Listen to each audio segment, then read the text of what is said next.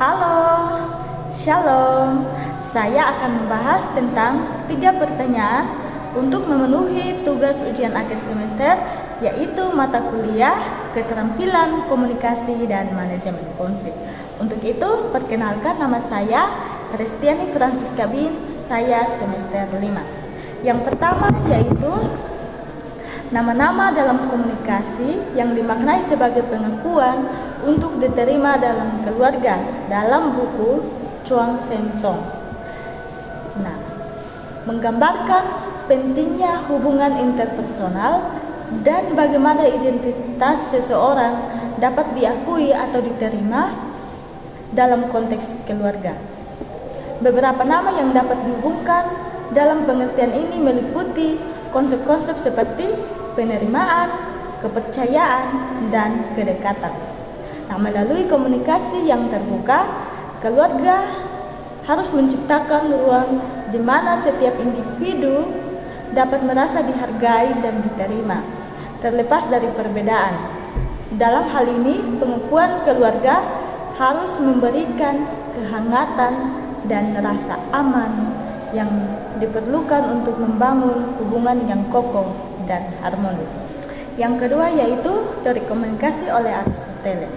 Nah, teori komunikasi Aristoteles yang dikenal sebagai teori retorika atau teori persuasi adalah salah satu teori komunikasi yang paling berpengaruh dalam sejarah. Teori ini terutama berfokus pada bagaimana seseorang dapat meyakinkan atau mempengaruhi orang lain melalui komunikasi, terutama dalam konteks pidato atau berbicara di depan umum. Ada 3 elemen dalam teori komunikasi Aristoteles, yaitu etos. Nah, etos ini adalah penutur. Hal tersebut merujuk pada bagaimana karakter atau kredibilitas pembicara.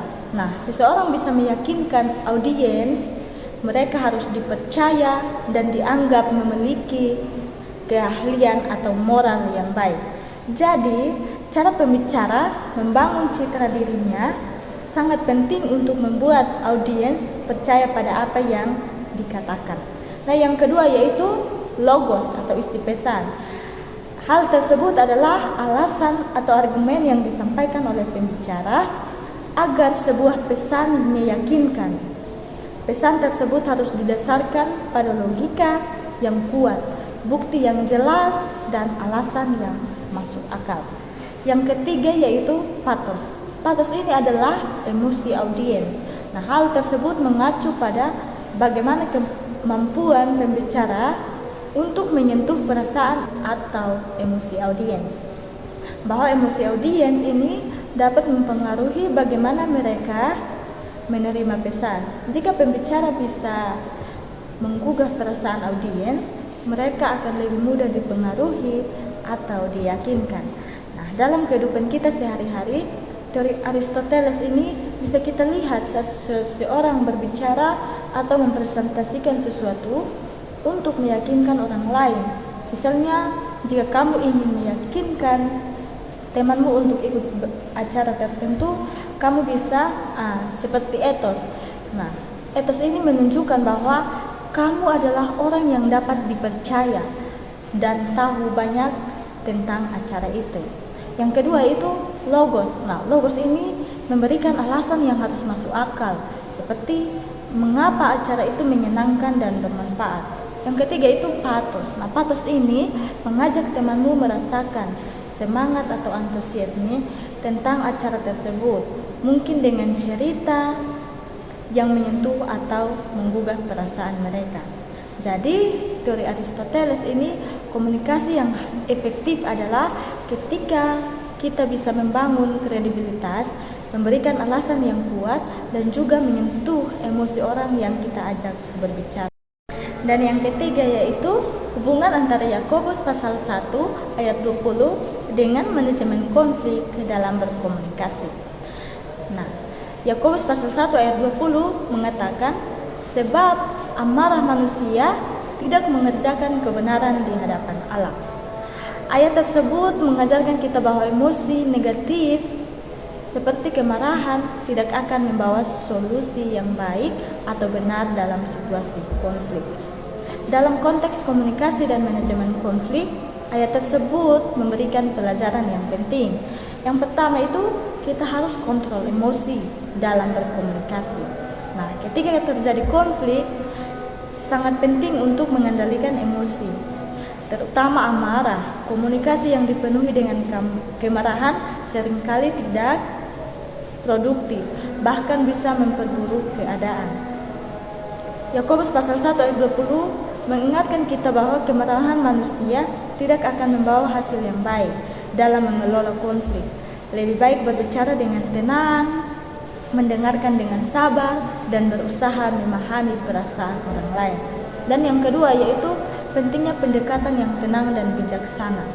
Konflik bisa diselesaikan lebih baik jika kita menggunakan komunikasi yang penuh pengertian, bukan amarah. Dengan menghindari kemarahan, kita lebih mudah mencari solusi yang membawa kedamaian dan kebenaran.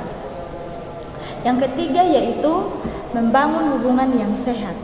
Nah, yang penuh kasih, pengertian, dan sabar lebih efektif daripada komunikasi yang dipenuhi emosi negatif. Dengan ini kita bisa menjaga hubungan yang baik dengan orang lain meskipun ada perbedaan atau konflik. Dalam manajemen konflik, kita perlu mencari cara untuk menghadapi situasi secara bijak dan relasional. Bukannya terburu-buru melampiaskan kemarahan. Prinsip ini juga mengarah pada penyelesaian konflik yang lebih konstruktif, di mana pihak-pihak yang terlibat lebih fokus pada solusi daripada perasaan negatif. Dengan demikian, untuk mencapai penyelesaian yang damai, penting untuk mendengarkan dengan baik, mengontrol emosi, dan mencari pemahaman bersama. Nah, sebagai penutup dari ketiga pertanyaan ini adalah komunikasi yang penuh pengertian dan kasih adalah kunci untuk menciptakan hubungan yang kokoh dan harmonis, baik dalam keluarga maupun dalam setiap interaksi yang kita jalani. Ingatlah bahwa setiap kata yang diucapkan memiliki kekuatan untuk membangun atau meruntuhkan. Oleh karena itu, mari kita gunakan komunikasi yang penuh rasa empati, kesabaran, dan kebijaksanaan untuk mengatasi konflik dan mencapai penyelesaian yang damai. Ketika kita mengendalikan amarah dan menyampaikan pesan dengan hati, kita tidak hanya membangun hubungan yang lebih baik, tapi juga menciptakan dunia yang lebih penuh cinta dan kedamaian. Mari menjadikan komunikasi sebagai jembatan untuk saling menerima dan memahami satu sama lain. Terima kasih.